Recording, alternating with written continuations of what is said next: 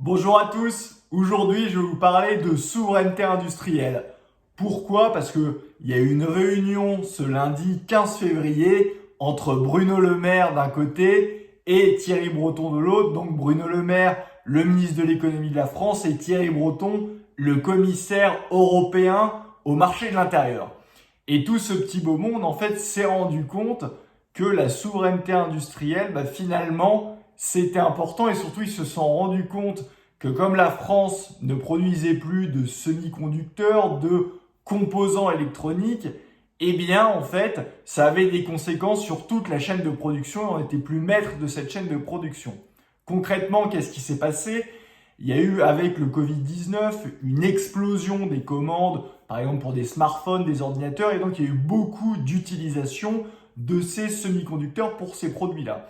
Or, il faut savoir que tout est produit en Asie depuis des années, des délocalisations, notamment à la fin des années 80. Et ces matériaux sont aussi utilisés dans d'autres technologies qui sont encore produites en France, notamment les voitures. Il faut savoir que les voitures de nos jours, il y a tout un tas d'électronique embarquée et bien évidemment que les voitures dépendent de cela. Et comme il y a eu une pénurie, il y a eu des dizaines de milliers de voitures qui n'ont pas pu être produites avec des pénuries dans les chaînes de production et donc des dizaines de milliers d'heures de travail qui ont été également perdues. C'est bien gentil en fait de se réveiller maintenant, mais ça fait maintenant quasiment plus de 30 ans qu'il y a eu ces délocalisations et de vouloir promouvoir, comme c'est le cas de Bruno Le Maire ou Thierry Breton, une solution européenne, c'est là encore se moquer du monde. En fait, l'Union européenne, là-dedans, n'est en aucun cas la solution, mais c'est bien la cause du problème. On a l'impression d'avoir des pompiers pyromanes.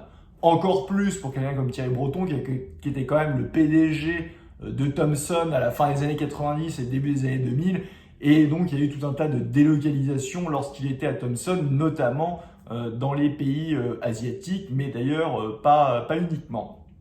Et donc, dans ce cadre-là, c'est très simple. En fait, pourquoi l'Union européenne a favorisé cela, contrairement à ce qu'on nous dit, il n'est pas la solution, mais bien le problème?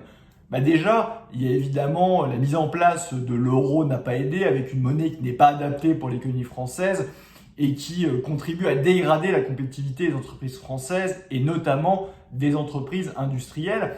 Mais il y a aussi les traités de l'Union européenne d'une manière générale, avec ces traités qui favorisent et qui permettent à la fois les délocalisations, mais aussi la promotion du libre-échange avec justement ces pays asiatiques. Et donc les entreprises sont délocalisées là-bas et après les produits sont réimportés. Donc l'Union européenne est bien le problème majeur là-dedans.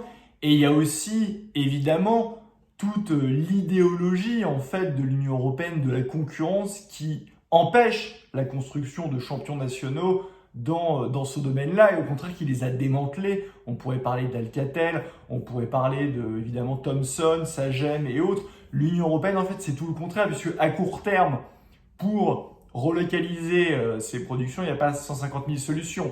Il y a évidemment d'aider des filières ou de recréer des filières depuis zéro et ça c'est évidemment très long et pour ce faire il faut au contraire se protéger ces secteurs, mais il y a aussi une possibilité, c'est justement d'attirer, comme l'ont fait les Américains, des entreprises électroniques, même asiatiques, pour qu'elles produisent sur le sol national. Mais pour ce faire, il y a deux solutions. Il y a là aussi le protectionnisme pour que ça devienne plus intéressant pour elles de produire sur place plutôt que d'exporter depuis leur pays d'origine. Et aussi, évidemment, d'aider à ces implantations via des subventions. C'est ce qu'ont fait notamment les Américains, sauf que c'est interdit par les règles de l'Union européenne et la sacro-sainte concurrence. Donc vous voyez bien que quand on parle de souveraineté industrielle, de reprendre le contrôle de la souveraineté industrielle, ça c'est fondamental. Les générations Frexit évidemment et à fond pour reprendre le contrôle de notre souveraineté industrielle, de réindustrialiser la France. C'est fondamental. Pour un emploi industriel, vous avez 2 à 3 emplois de services qui sont liés. Il faut savoir que dans l'électronique, on est passé de 500 000 emplois à maintenant moins de 200 000 emplois. Donc c'est une catastrophe totale. Et l'Union européenne, là-dedans, est le frein principal pour avoir une vraie politique de réindustrialisation. Et donc, c'est tout le contraire. Monsieur le maire, monsieur Breton, il ne faut pas de solution européenne à cela. Il faut au contraire s'émanciper de l'Union européenne via évidemment un Frexit pour avoir réellement une politique industrielle, qu'elle soit de subvention, d'État stratège et évidemment de protectionnisme intelligent. Et tout ceci est interdit par l'Union européenne. Si on veut produire demain des semi-conducteurs, mais aussi récupérer notamment toute la souveraineté sanitaire, ça passera par une sortie de l'Union européenne.